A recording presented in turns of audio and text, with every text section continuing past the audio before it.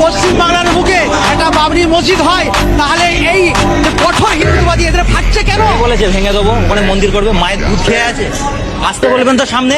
এটা বিহার নয়, এটা গুজরাট নয়, ওই নরেন্দ্র মোদী থেকে নিয়ে অমিত শাহকে বলে দেবেন এটা গুজরাট নয়, এটা পশ্চিম বাংলা। এখানে আমরা যেটা বলবো সেটা হবে। আমি দায়িত্ব নিয়ে বলছি, ওখানে আমরা মুসলিম সমাজকে বলবো মসজিদ আমরা করতে দেবো না। কিন্তু যখন বিতর্কিত না এই জিনিসটা, যে সংবিধানে লেখা নেই, আপনি বলছেন ওখানে মসজিদ করে দেখাক না, শ্রমিক বটে। এখানে বাবার তো 700 বছর রায়ত্ব করে গেছে, কটা মুসলিম হিন্দুকে হত্যা করে গেছে প্রমাণ দেখাক। এটা তো বিজেপি শিখানো বলি, এটা বিজেপি শিখাচ্ছে। আপনি মসজিদ যদি ওখানে ভাঙার কথা পরিকল্পনা করে, তাহলে ওখানে বাবরি মসজিদ না, প্রত্যেকটা এলাকায় বাবরি মসজিদ হবে। তখন সাধারণ জনগণ প্রত্যেকটা এলাকায় বাবরি মসজিদ হবে, অসুবিধা নেই। এক জায়গায় হয়তো কি আছে, পশ্চিম বাংলায় বাবরি মসজিদ হবে। যদি হুমায়ুন কবির না করতে পারে, তৈরি জমা করে দেখাবে ইনশাল্লাহ। মুসলমান করলেই তো বিতর্ক। আর এত মন্দির হচ্ছে সরকারি টাকায়, সেগুলো কি হচ্ছে? মুসলমান তো নিজের টাকাই করে, তার টাকা নিয়ে করে।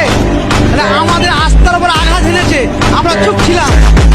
আজকে যদি পশ্চিম বাংলার বুকে একটা বাবরি মসজিদ হয়, তাহলে এই যে কঠোর হিন্দুবাদী এদের ফাটছে কেন?